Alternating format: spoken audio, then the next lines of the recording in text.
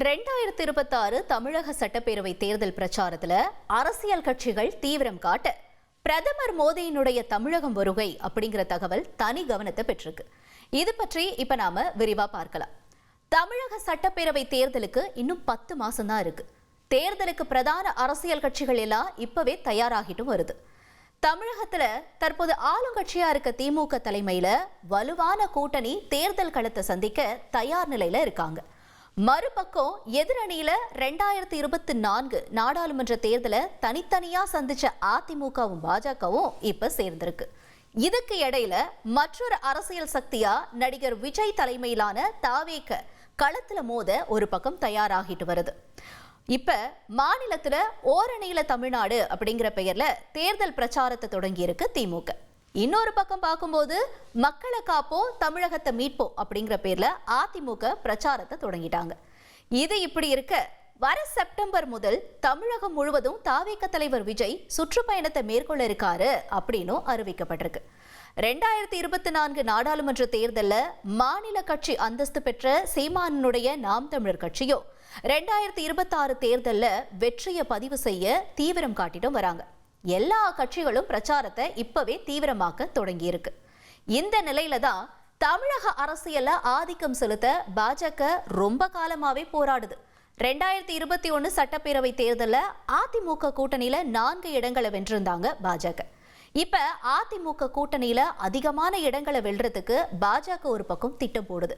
தமிழகத்துல 50 தொகுதிகளை போட்டியிடுறதுக்கு வேட்பாளர்களை தயார் செய்யறதுக்காக பாஜகவினர் கிட்ட அமித்ஷா கேட்டுக்கொண்டிருக்கிறதாகவும் இன்னொரு பக்கம் தகவலும் வெளியாகிருக்கு. மத்திய உள்துறை அமைச்சர் அமித்ஷா ஏற்கனவே தமிழகத்துக்கு 2 முறை வந்து போயிருக்காரு அப்படிங்கிறதும் இங்க குறிப்பிடத்தக்க விஷயமாவும் நம்ம பார்க்க வேண்டியிருக்கு. ஆனா இப்ப இந்த சூழல்ல தான் வர 27, 28 தேதிகள்ல பிரதமர் மோடி தமிழகம் வராரு அப்படிங்கிற தகவல் வெளியாகிருக்கு. அரியலூர் மாவட்டம் கங்கை கொண்ட சோழபுரத்தில் நடக்கிற ஆடி திருவாதிரை நிகழ்ச்சியில அவர் பங்கேற்க இருக்கிறதாகவும் தகவல்கள் வெளியாகிருக்கு. சோழ மாமன்னன் ராஜேந்திர சோழனுடைய பிறந்த நாளான ஆடி திருவாதிரை நாளை தான் தமிழக அரசு 2023 வருஷத்திலிருந்து அரசு விழாவா கொண்டாடிட்டு வருது. இப்ப இந்த ஆண்டு மத்திய அரசும் இந்திய கலாச்சாரத்துறை சார்பில் 5 நாள் விழாவா கொண்டாட முடிவு செஞ்சிருக்காங்க.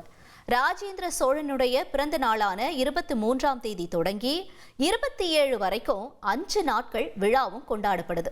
ராஜேந்திர சோழனுடைய பிறந்த நாள் விழா கங்கை கொண்ட சோழபுரம் கோயில்ல கட்ட தொடங்கிய 1000வது ஆண்டு விழா, அப்புறம் தெற்காசிய படையெடுப்பு தொடங்கிய 1000 ஆண்டுகள் நிறைவு விழான்னு முப்பெரும் விழாவா இந்த வருஷம் மத்திய கலாச்சாரத்துறையால கொண்டாடப்படுது.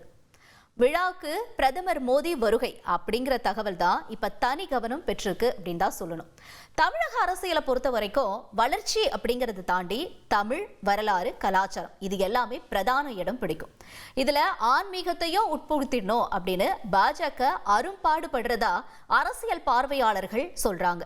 வேல் யாத்திரை, முருக பக்தர்கள் மாநாடுன்னு தமிழ் கடவுள் முருகனை மையப்படுத்தி பாஜக அரசியல் நகர்வுகளை முன்னெடுக்கிறத கவனிக்க முடியுது.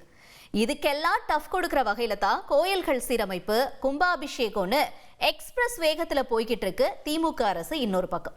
இப்ப இந்த சூழல்ல 2026 தேர்தல் நெருங்க வரலாற்றையும் தமிழர் பெருமையையும் அப்புறம் ஆன்மீகத்தையும் மையமா கொண்ட இடத்துக்கு பிரதமர் மோடியினுடைய வருகை அப்படிங்கிறது தனி கவனம் பெற்றிருக்கு. 2024 நாடாளுமன்ற தேர்தலொட்டி தமிழகத்துல ஸ்ரீரங்கம், மதுரை மீனாட்சி அம்மன் கோயில், அப்புறம் ராமேஸ்வரம் கோயில்கள்ல பிரதமர் மோடி தரிசனம் செஞ்சது கவனம் பெற்றது. 2026 சட்டப்பேரவை தேர்தலில் பிரதமர் மோடி தமிழகத்துல தீவிர பிரச்சாரம் செய்யலாம் அப்படின்னும் சொல்லப்படுது.